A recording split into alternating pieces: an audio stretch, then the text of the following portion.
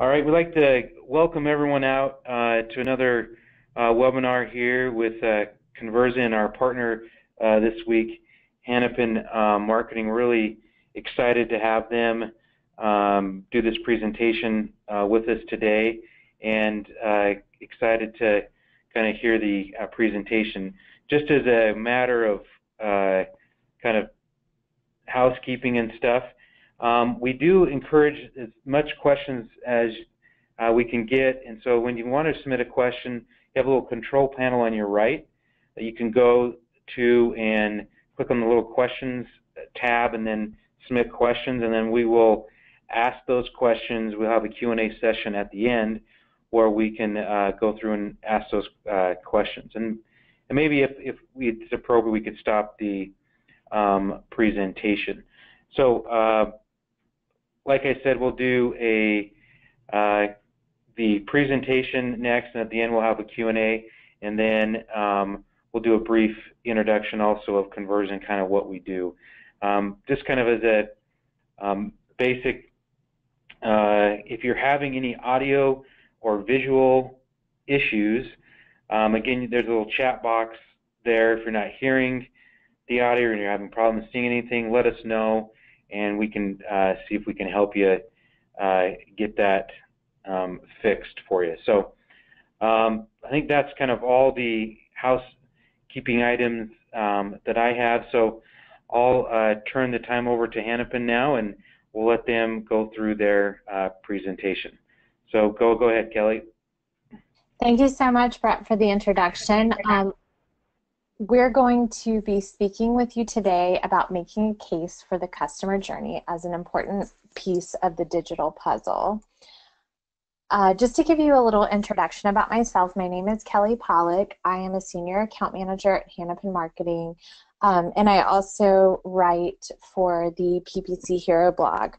I have been in the industry for longer than I would care to admit because it will age me, but I'm super excited to work for Hanapin and get the opportunity to join forces with some of our partners to do webinars. To give you a little bit of background about who Hanapin is, we are a digital marketing agency that manages and optimizes global paid search programs, which includes paid social and display programs. We also run the world's most popular PPC blog, which is what we're better known for. Oftentimes people will say, oh, you guys are the PPC Hero people. I know who that is. We get that a lot. We run PPC Hero and then also Hero conferences that we host throughout. I think we do one in the United States and then also one over in the UK. Some of our clients, our client roster includes the Weather Channel, Icelandair, which I highly recommend if you're traveling over that way to check them out for some good airfare. Highlights, well-known magazine brand, and a few others here. As Brett mentioned, we highly recommend joining the conversation. We want this to be a collaborative experience. So anytime you are tweeting, just include the hashtag ThinkPPC.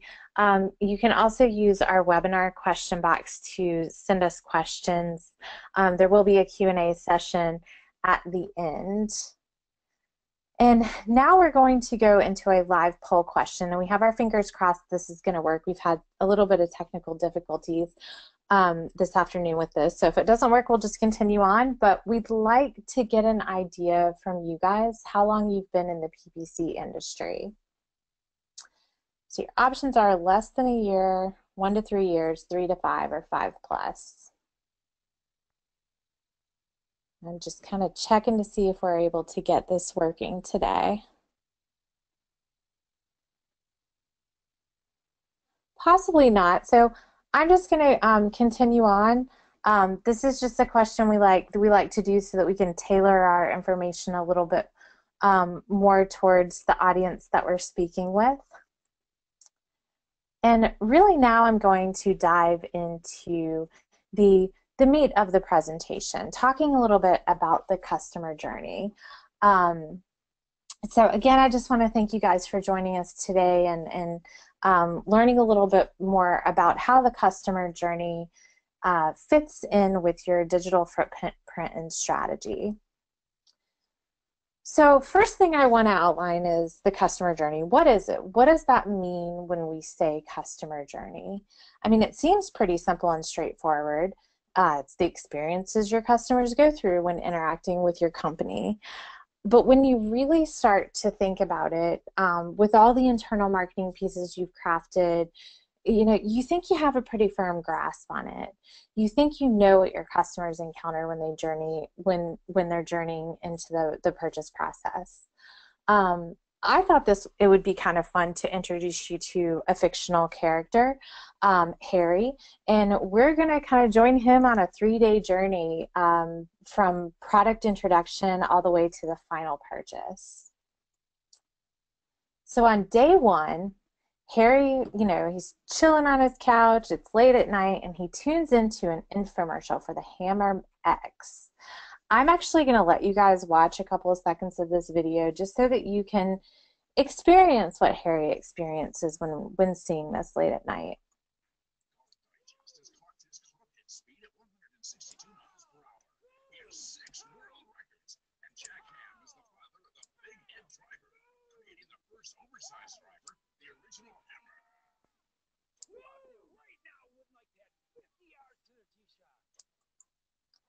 Now, hey, if that does not get you jazzed about this product, the booms, the pows, the explosions, the rockets, then, I don't even know what to say. If it doesn't leave you jazzed about the product, it at least gives you hair envy, because that guy has the best 1970s hair I've ever seen in my life. So Harry watches the whole 25-minute commercial, and then he goes to bed. On day 2, Harry's sitting at his desk and he's thinking, boom, pow, he just cannot get that out of his head. And he thinks to himself, my golf game needs some help. He's just envisioning himself hitting and driving the ball with this explosive power at Saturday's golf outing. So he heads over to his browser and he Googles Hammer X. Naturally, he scans the page, scans the results, and ends up ultimately looking at and clicking on the first result. And if you can see here, the first result, basically says not only did the Hammer X fail to live up to a single claim, it actually performed significantly worse. This really kind of starts to plant a seed of doubt in Harry's mind. Maybe that infomercial is bogus. Maybe it's not so great. So Harry continues to read the test results. One thing that stuck out in his mind is, ouch, the brutal honesty. I'm surprised the Hammer X traveled on average over 220 yards. But what's interesting about this second encounter that Harry has had with the Hammer X is that they're cracking the claim, they tested it, but they also give you a new brand to consider. So now we're looking at the 2016 Taylormade M1. So naturally, Harry reads the test results that aren't so great. He opens up a new browser and he Googles Taylormade M1. And right here we're slapped with the price tag that makes Harry think, ooh, maybe that's not a good idea. These things are $299.99. So Harry heads back out to Google and, with this dreamy John Hamm in his mind, thinks, maybe I should revisit some actual real reviews on trusted sites for the Hammer X. And he goes back to Amazon and starts to read some of the feedback, the reviews that they have out there for it. Basically what he finds is he's looking for positive feedback. He wants to say, hey, this product's good. But what you find is that the one positive review that's featured says it's a gag club, and basically not to try it. So this is fueling the seed of doubt in his mind. But Harry continues on, and he spends about 10 plus minutes trying to find a site to buy and price out the Hammer X.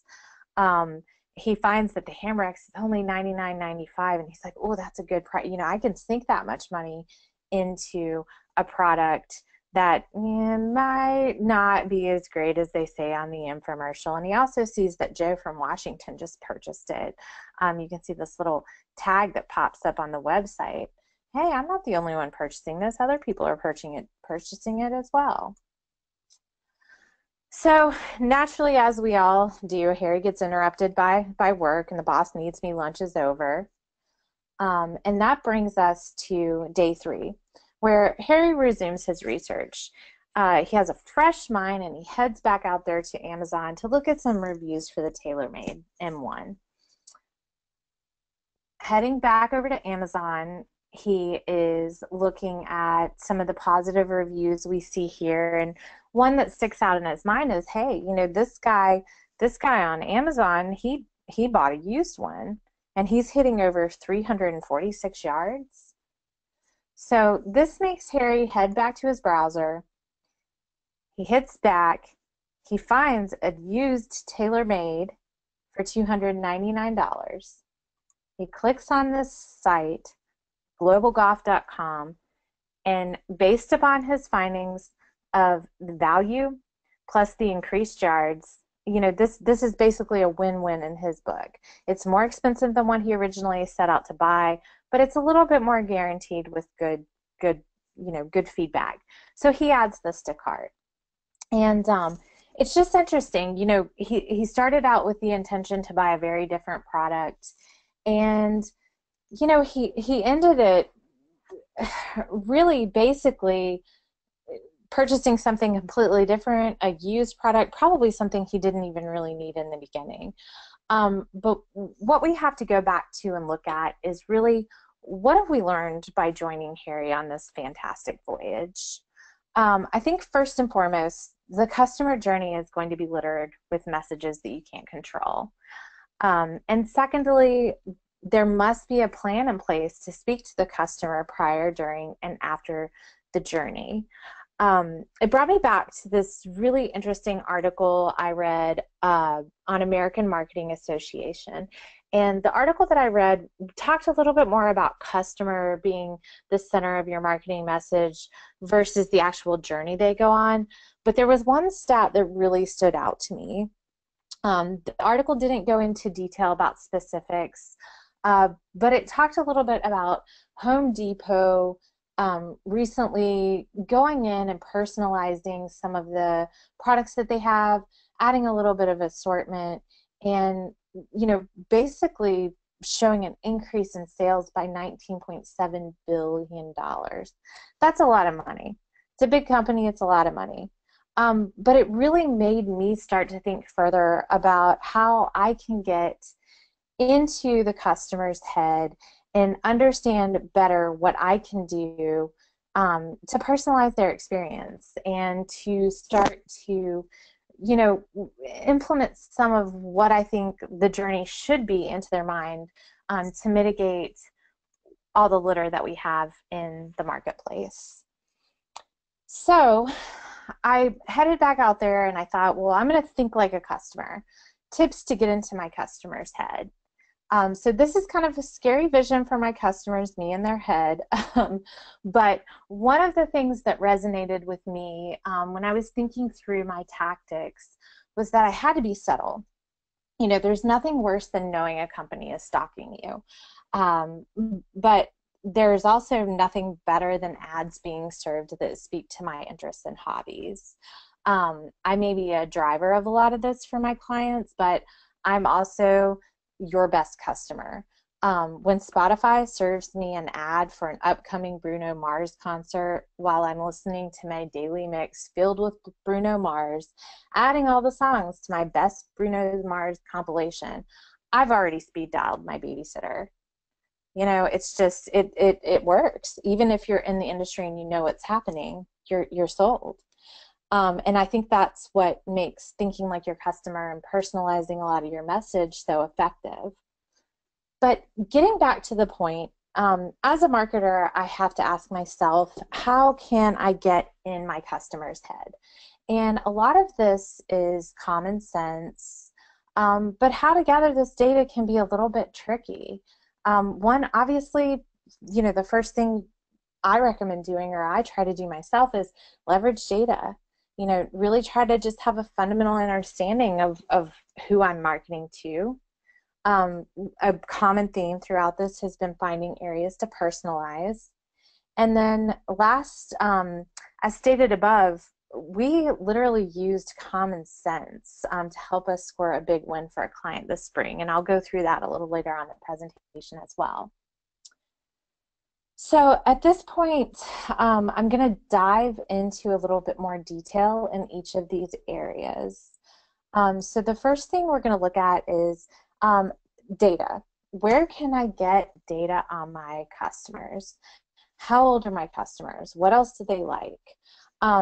My go-to platform for this is if you're tracking website visits and analytics, you have a ton of data at your fingertips in the audience section. You can see as featured here, you can dive into age, gender, categories of other interests, behaviors online, and yeah, these may all seem pretty general, and that was my perception of it prior to probably this past year. But I did some tests, and you know, I worked to, especially with the affinity and in-market segments, look at what are my audiences interested in. And then one of the areas that I've done is instead of really eliminating people and saying, I only want to go after people who are on these types of sites or interested in these types of products, we worked to implement some bid modifiers saying if people are this demographic or this age or in this affinity marketing category, you know, just increase the bid a little. I'm a little bit more interested in them. One success story we've seen with this coming from analytics is that we had a client who has their offering has a pretty high price tag, and again, we didn't exclude anyone, but we found that people who converted on analytics typically were coming from a higher income level bracket. And so we started to increase our bid modifiers on some of those individuals. And what we found coming out of one of their higher season is our costs actually dropped and our clicks dropped, but our conversion rates have increased. And you know, as a marketer, I think that's a pretty good success story. That's what your clients want. Get me more customers at a lower cost. The second really good area to leverage customer data is in social media. Beyond just going in and looking at your audience, seeing if there are any correlations between what you see in analytics, you can also just read feedback. You may pick up on some cues. Let's say you're selling some sort of umbrella tent with a built-in chair product that is perfect for the outdoorsman, but you head out to Facebook and you've put a post out there, or an ad, and it's promoted, and somebody who uses your product comments on that and says, man, your umbrella tent with built-in chair made sitting through a day of my kids' soccer games in the rain unbearable, or more bearable, not unbearable. This can be a cue from social media saying, hey, maybe my customer isn't the outdoorsman, but it's the soccer mom. Another area that's really important, I think, that you consider when sort of thinking about how to get customer data is engaging employees. It's interesting one. It's a little bit outside of the box, but if you think about it, your employees talk to their friends about what they do for a living. They talk amongst themselves about the products, services, and offerings. And the biggest thing, they work in other departments than marketing.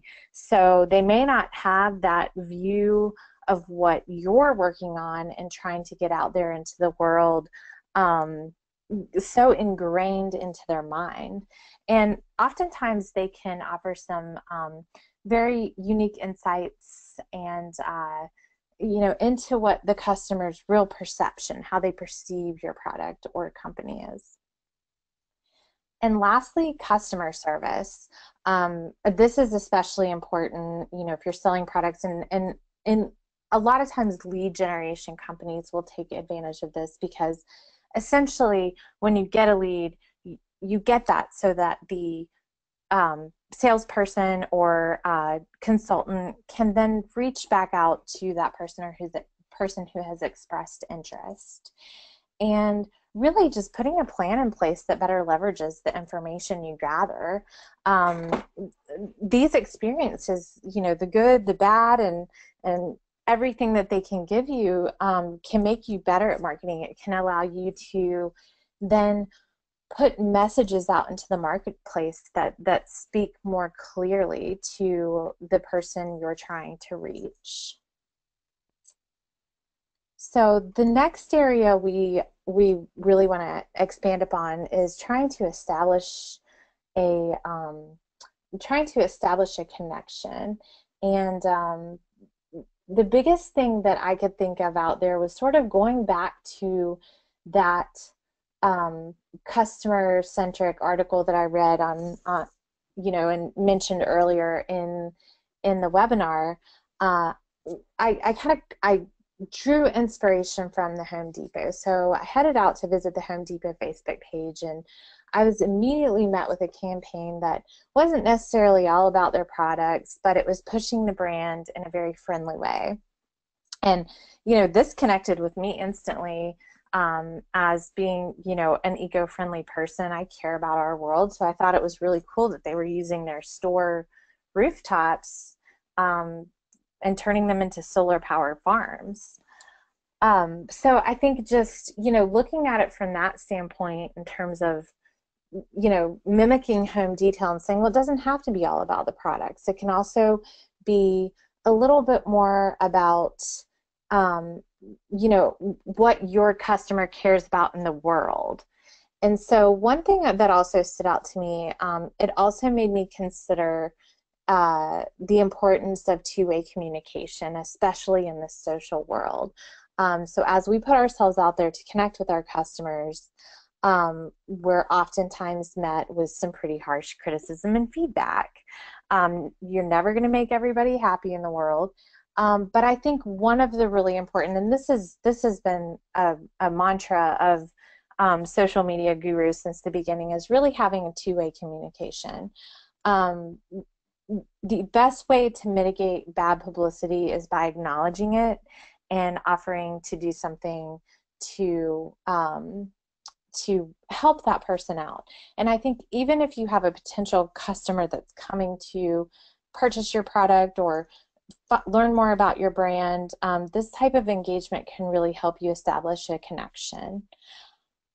The third area that we talk about is rewarding and recognizing customers. And I know this seems very basic, but just thinking in terms of loyalty programs, think about how many times in a day you go and you purchase something, and then immediately after you get an email with, a discount saying, hey, thanks for shopping with us. Here's 20% off your last purchase. And that's a great way to establish a connection as well. It's just rewarding people for being engaged with your brand. And then the final one, which I apologize because in this view it gets cut off a little bit, is personalizing this communication. So letting the client know you know who they are, whether it's something as simple as their name personalization on email, all the way through to when they come back to your website saying, hey Kelly, welcome back. So some of these tactics are fairly easy, and they can make a huge impact on personalizing and then establishing the connection. So continuing to go on with personalizing messages, I think this is a huge area that we can expand on, and it really seems like it's the way the industry is going these days. And I know personalization oftentimes can seem like it's hard to achieve for a smaller marketer, but we can certainly take some of these successes that we see by big brands and incorporate it into what's feasible for our marketing programs. And Spotify is one of those that, you know, I mentioned earlier in this presentation, but they really keep me coming back with their daily mixes. And it's probably great for their ad revenue because, as I mentioned, I consistently click on ads and make plans based on what's going on in the Spotify world. But another huge industry that I think does it in a really basic way is just by adding personalization to their website. So as you can see, I spend a lot of time Googling tailor-made products and different types of golf clubs. And, you know, one of the things that Amazon does as an e-commerce shopper is has recommendations for me.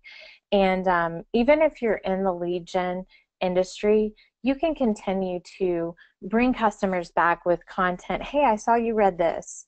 You know, come read this other article that is, you know, highly relevant to you. So there's a lot of good things that you can take from this type of personalization. It's not just about saying, hey, Kelly, welcome back, or I know your name and email.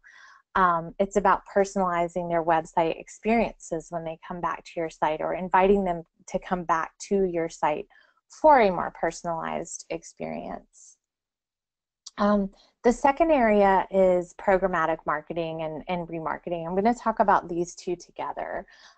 This is something that is, you know, these two spaces can really offer the ability to reach out to people who are either in those markets that we talked about earlier, the affinity and market segments, really reach out to people on sites that you've leveraged that data that you've mined in the earlier exercises, and look at reaching out to them, you know, in very personalized spaces. And one thing I think that's really interesting in both the programmatic and remarketing spaces is that in the last couple years, and even more so going into this year, these platforms are offering us the ability to create dynamic ads, which are really personalized. You're pulling in products for, you know, products that people have actually viewed on your site. You're able to pull in language that they've visited. It's really getting sophisticated if you go out and really look at where that space is headed. So regardless of, you know, what size your industry is, you really can get a lot of use out of remarketing and also programmatic.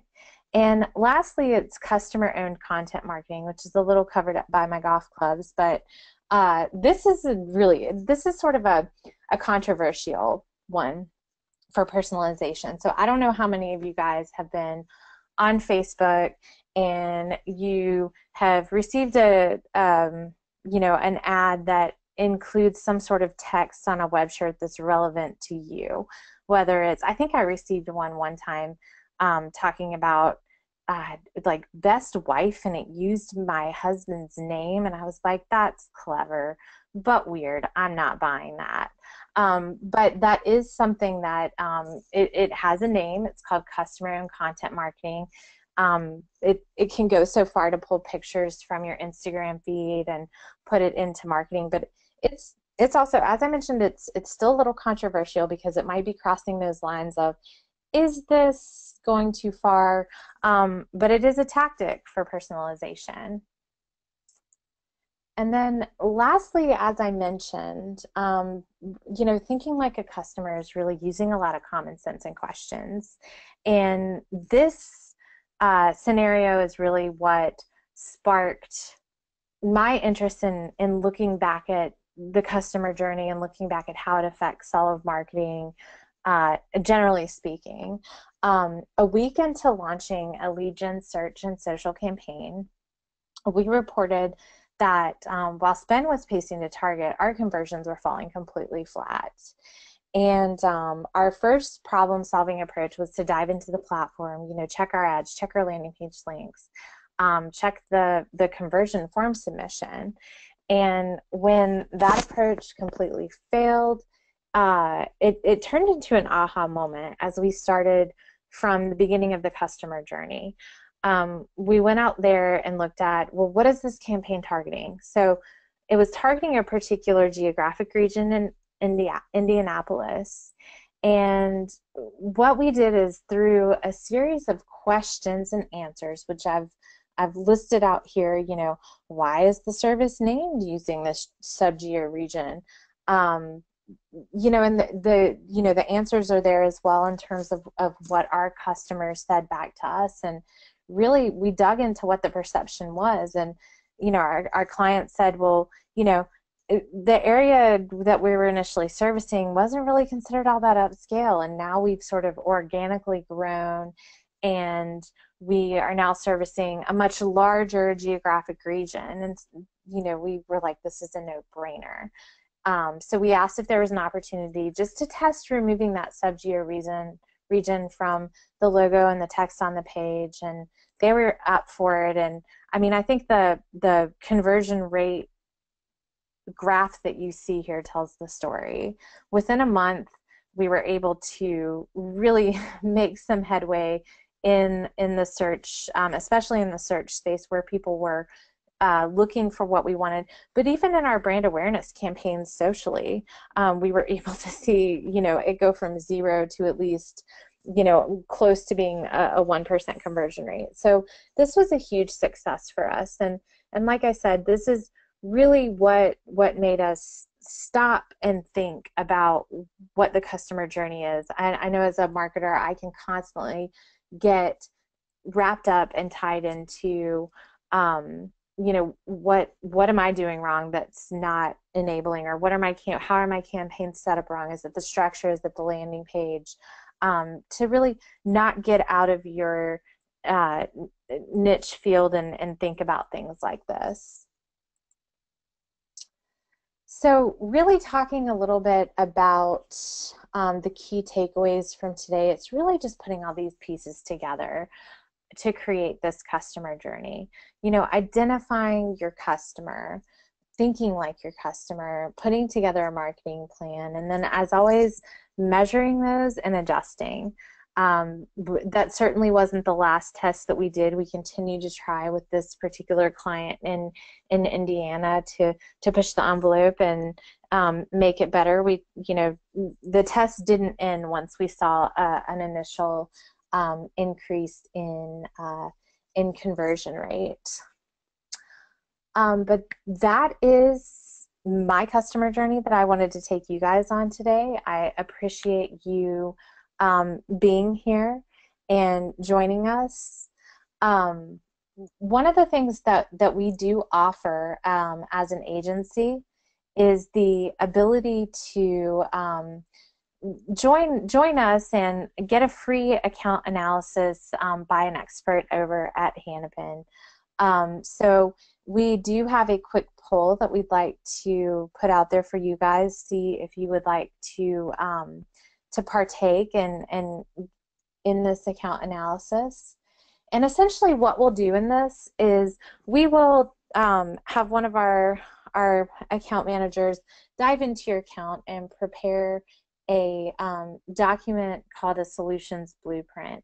And what this does is it goes through your current campaigns and looks at areas where we think you guys are doing great, or we think that you could use a little bit of help, and points those out. And hey, I mean, even if you don't you aren't interested in partnering with us, it's a great document to be able to take along with you. So let us know if you are interested in that. And Great. while we're doing that, we will forge on to the live Q&A. Yes. So if you have any questions, please submit those in. I don't have any current questions now that I have up. So So if you have a question, please submit that now, and I can get that read, and Kelly can get it answered here. So looks like we've got people responding to the poll also, so that's good. So yeah, if you have any questions or comments or things that were unclear or that you didn't get answered during the presentation, please go ahead and ask those now. I don't see any now, so maybe we don't have any questions. You were just so clear and concise that everyone understood everything. That's how I always like to take it.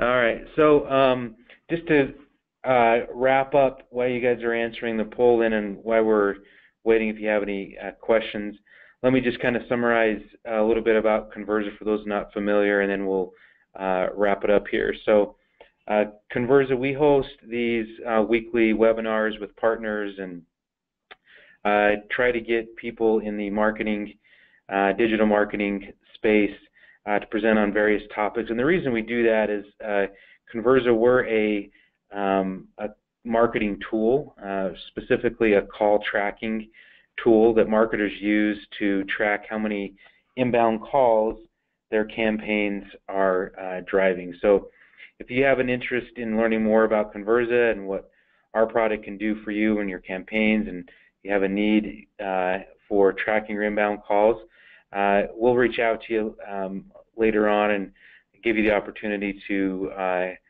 see a demo of our product along with answering other questions. So looks like, Kelly, I don't have any other questions coming in, so I guess we'll just wrap it up for today. For those on the that weren't able to, maybe had to step away or anything, we will have a recording of this webinar that we will post on our YouTube channel and email out. So you can get that recording also if you need that. And hopefully we see anyone that attended back in our subsequent webinars, and we hope that you guys found this content really relevant. I know I did. So thanks, Kelly, for all your work in the presentation, and we'll talk to and see everyone later. Thanks.